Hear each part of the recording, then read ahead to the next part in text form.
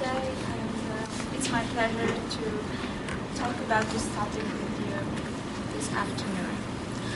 A few weeks ago, I was reading Nicholas Kristof's bestseller, Half the Sky, and I was overwhelmed by the amount of injustice and subordination 21st century women are still subject to.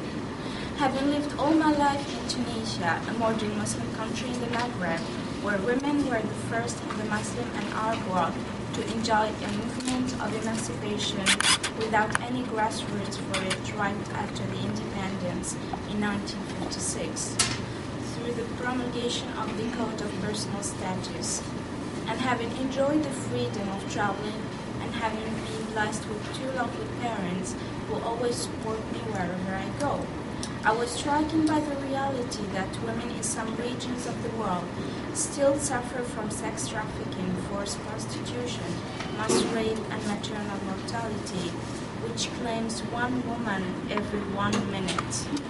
The bitterest reality I was faced with was that gender-based violence, including honor killings, are now at the order of the day in some countries throughout the world. I felt terrified by looking at the timeline of honor crimes and by finding out that this kind of crimes has been on the rise these last 5 years. In my presentation this afternoon, I will endeavor to first visualize the concept of honor killings, look at women's rights in Islam and the religious texts concerning the issue of women in Islam. 3. Shed light on state reaction to honor crimes. And 4. Invite brain educators to put this issue as a priority to be dealt with in their agenda. Every year around the world, an increasing number of women are killed in the name of honor. An honor killing is the murder of a family member by one or more fellow family members, where the perpetrators believe the victim to have brought dishonor upon the family or community. The United Nations Population Fund estimates that the annual worldwide total of honor killing victims may be as high as 5,000. Although crimes of honor are considered as a practice in complete violation of human rights, countless women around the world have been victims of this barbaric custom.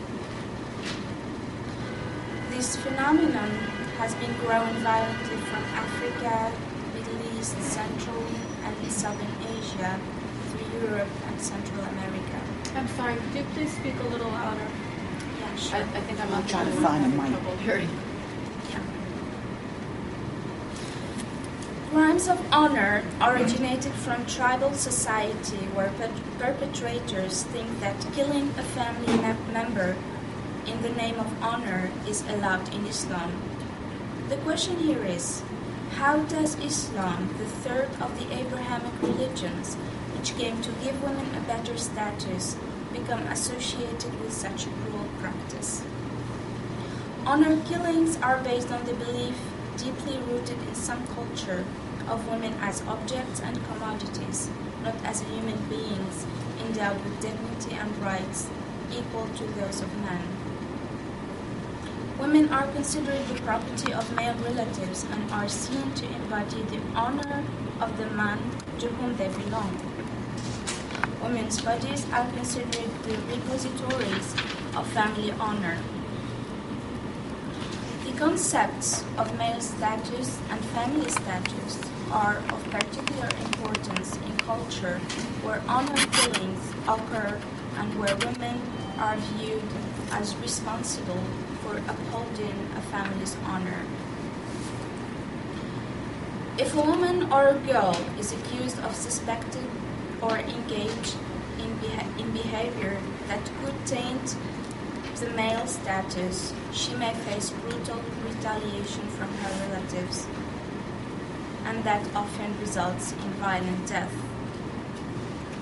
Even though such accusations are not based on factual evidence, any allegation of dishonor against a woman is enough for a family member to take matters into their own hands.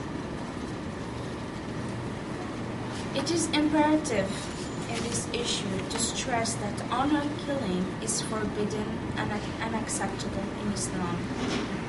For example, the Prophet, peace be upon him, was asked about the great sins. He said, "They are associating other objects of worship with God, disobedience to parents, murder, and deliberate injury, perjury." There is no such sanction, be it in the Quran or Hadith, which allows a person to take the life of another. When a woman is accused of zina or illicit sexual behavior, thank you so much. The Quran stresses that 4 witnesses must have witnessed the act of sexual intercourse taking place. The Quran states that witnesses should not be biased in any way. I read from the Quran, Bismillah ar-Rahman ar-Rahim. "O you who believe, stand up firmly for justice as a witness to Allah, even against yourselves, or your parents, or your kin, and whether it be against rich or poor. For Allah can best protect both.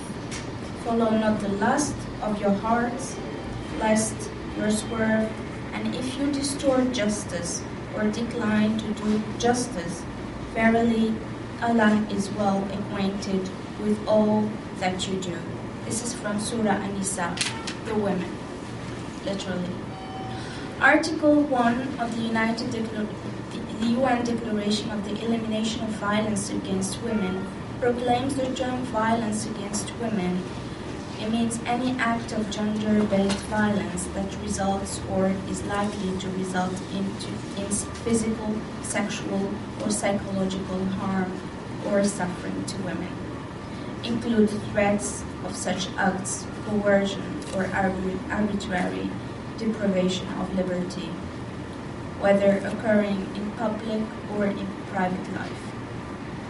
Despite the UN efforts to put an end to this barbaric practice in some parts of the world, the perpetrators of crime against women committed in the name of honor sometimes go unpunished, receive reduced sentence, or are exempted from prosecution on the justification of honor. States should address the problem as a serious obstacle hindering them from enforcing global human rights by forceful investigation of crimes against women and prosecution and punishment of the perpetrators. Finally, I would like to mention that the reasons of honor killings are diverse